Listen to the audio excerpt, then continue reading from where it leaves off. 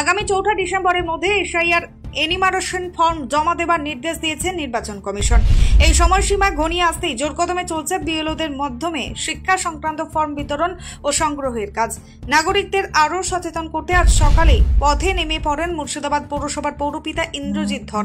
হাতে hand mic এবং এলাকা জুড়ে ঘুরে ঘুরে তিনি নাগরিকদের অনুরোধে জানাচ্ছেন নির্দিষ্ট সময়ের মধ্যে এসআইআর এনুমারেশন ফর্ম জমা দেওয়ার জন্য।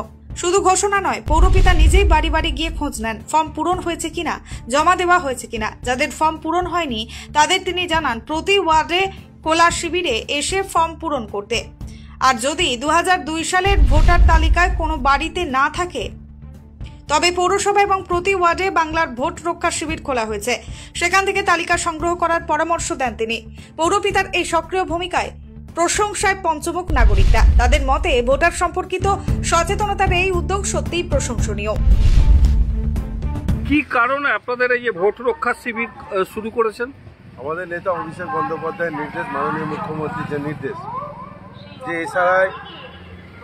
যে এসআইআর শুরু হয়েছে বাংলায়, মানুষ বিভ্রান্ত, মানুষ বিচলিত এবং বিরোধী দলনেতা যেভাবে বাংলার মানুষকে ভয় দেখাচ্ছে, তার পাশাপাশি আমরা তৃণমূলের কর্মীরা আমাদের নেতা অভিষেক বন্দ্যোপাধ্যায়ের নির্দেশ, মানুষকে অকারণে ভীত সন্ত্রস্ত হওয়ার কোনো প্রয়োজন নেই। ভীত সন্ত্রস্ত যেন না হয়। যে এসআইআর ফর্ম তারা পেয়েছে, 2002-এর লিস্ট যদি না পায়, আমরা সহায়তা কেন্দ্র ওয়ার্ডে ওয়ার্ডে খুলেছি, প্রতি কটা 16টা ওয়ার্ডে।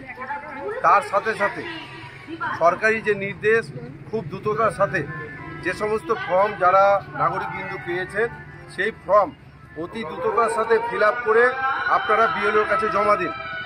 কারণ এই ভারতবর্ষের যে তকলুকি সরকার, তারা চাইছে যে বাংলার মানুষের নাম কি করে বাদ যাবে, এবং যারা বিএলওরা কাজ করছেন তারা নিজেরা প্রকাশ্যে বলছেন যে এসআইআর ফর্ম নেওয়ার পরে আপডেট করতে গিয়ে যখন তারা সেই ফর্মকে মোবাইলের দ্বারা সেই পোর্টালে গিয়ে আপডেট করছে, শুধু ঘুরছে আর ঘুরছে, পরিকল্পিতভাবে যাতে নাম বাদ হয় তার চেষ্টা করছে।